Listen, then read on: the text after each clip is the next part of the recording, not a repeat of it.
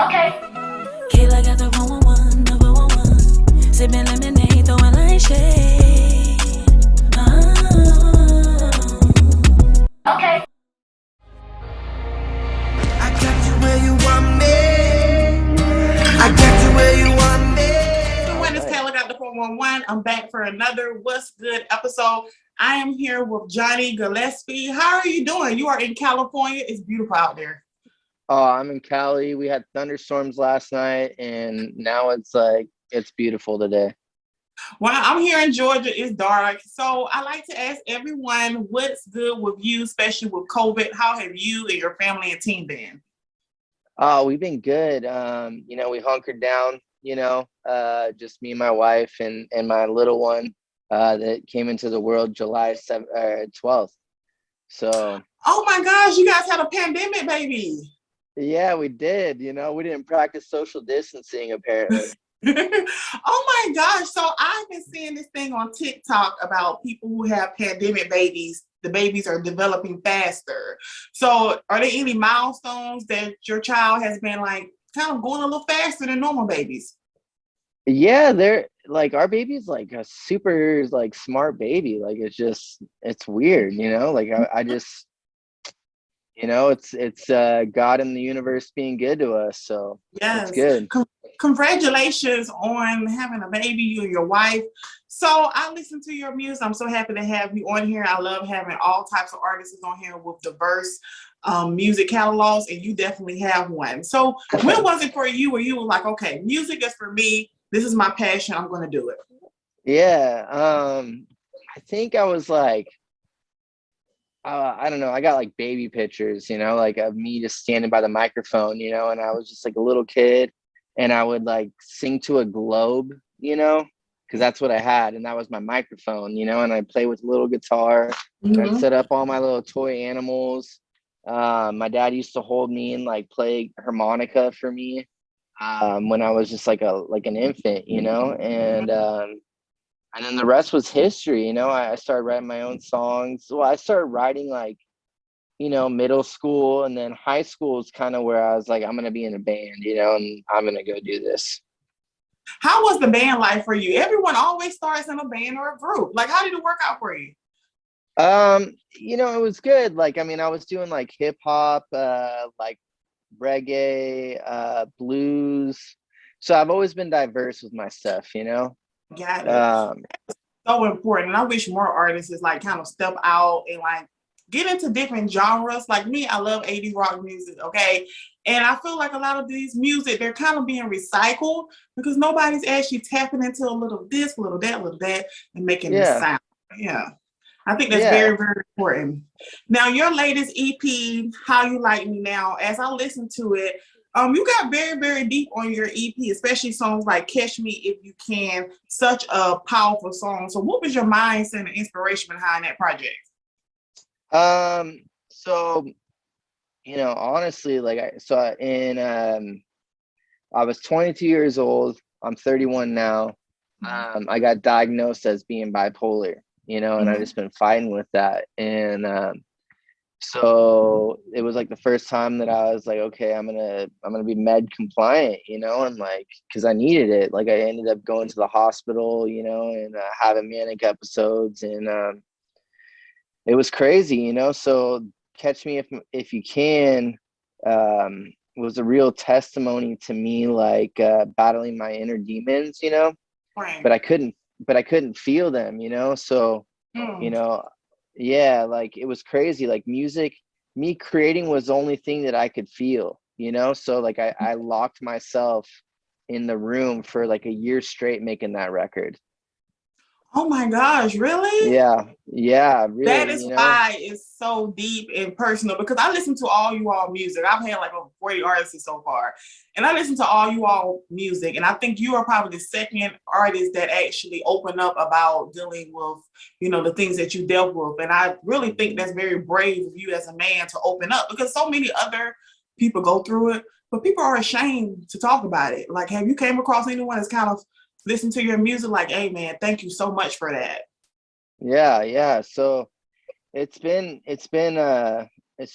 it's a blessing, you know, and a curse, you know, but locking myself in my room, like I felt like I came out of there like knowing myself as a human being better than ever, you know, and a lot of people don't take Mhm. that time to like, you know, channel their energy into something positive, you know, whether the music Mhm. is dark or light, you know. What I tried to do was kind of go in the darkness and then Right. towards the end of the album bring into the light, you know. So I did That's that. exactly what I took from it. It was like a journey where you took. Perfect. I love the way you summed that up. That's exactly what I got from it when I listened to it. Beautiful, Yeah. beautiful body of work. So your music is very versatile. We talked about that earlier. So if anyone came to you or any type of critics that listen to your music, they're like, you know, I don't really know where box to put him in because they love to put artists in a box. How would you Yeah. describe your music? I mean, I'm just me, like I'm eclectic, you know, and like I don't listen to much music often, you know, and when I do, you know, I get inspired by tidbits, you know, and if I hear that one song like just, you know, delivered by the universe, I'll be Mm-hmm. like, oh, I like that, you know, and then I'll add it to my repertoire, you know, and then I'll start playing with the textures, you know. Is cocky, like it's not cocky, it's just I try not to be influenced by the outside world, you know, as my artist, you know, and Oh, it's not that I don't want to listen to other artists, but I kind of feel like I don't want to rip off other artists, you know. So yes, I actually said something similar on a show, another podcast I was on, and I said I don't watch other people's shows because I don't want to be influenced about what they're talking about, what they're doing.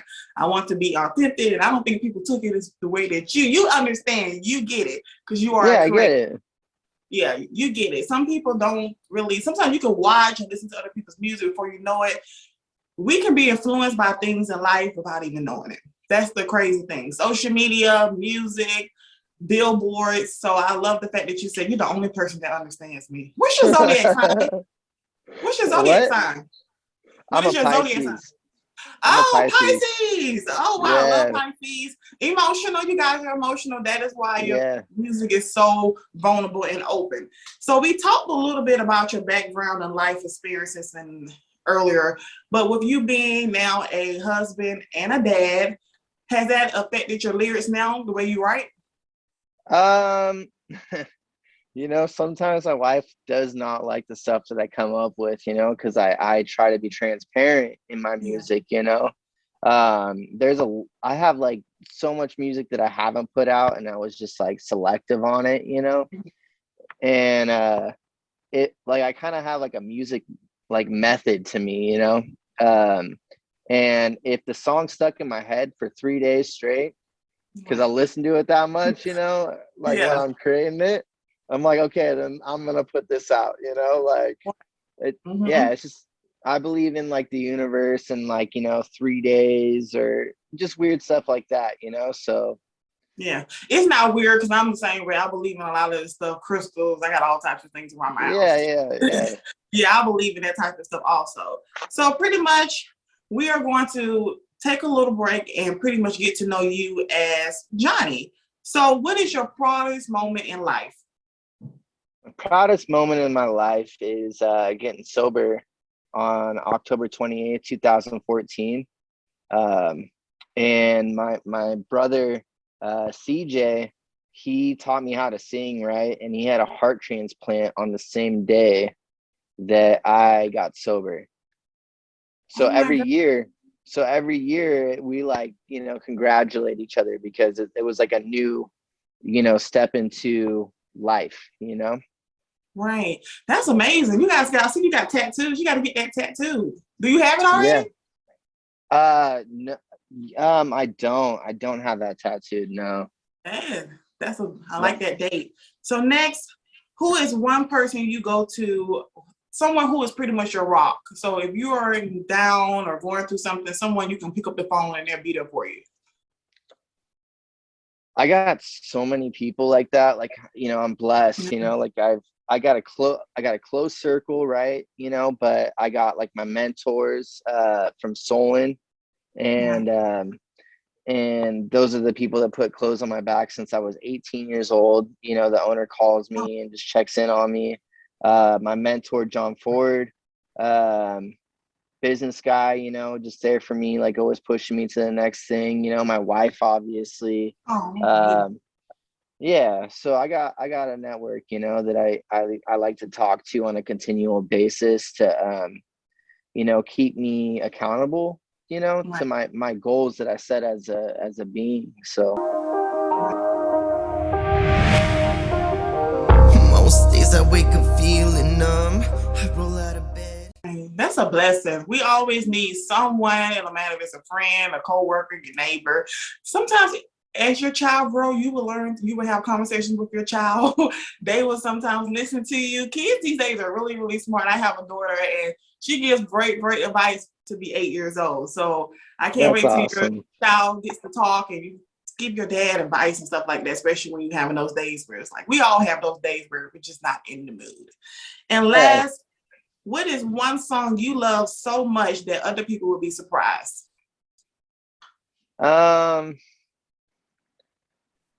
Okay, so like this album, like I cannot pick one, but my last one, I made a song with my boy CJ, and it was called Candy.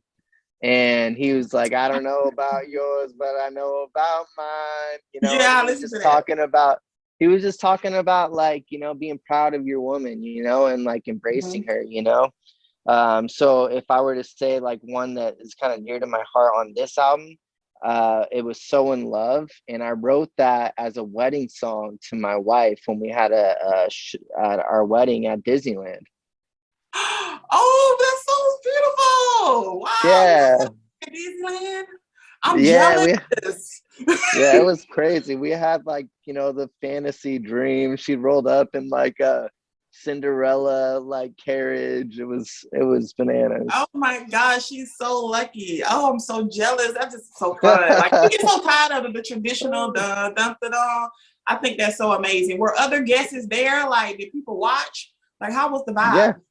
Oh, it was phenomenal. It was in 2018, you know, before the pandemic. You know, I can only imagine like, you Yes. know, people getting married afterwards, but we had like everybody that, you know, was dear to our hearts. It was a big wedding. Um, my it was just priceless. Like you can't put a price on it, you know what I'm saying? Like the memories that I got from just that day and leading up to it, and then, you know, into this album. You know, my wife has definitely been there for me in like every single place that I've been, you know, and I love her for it, you know. So Good Luck Charm. There's a song by Jagged Edge called Good Luck Charm and stuff like that. That's what I kind of came to my mind as you talk about her. Like, you know, she's such a good luck charm. She came into your life and just so many blessings, having a beautiful background, family, and a child. So that's what I think of her. Like, she's your good luck charm in life. oh hell yeah. Hell yeah, 100%. 100%. So when people actually listen to your music, what is one takeaway you want them to get from your body of work? That, you know, it's because I create such a collective sound, you know, my Mhm. goal is to make songs that like gear towards different feelings that people are feeling in moments, you know.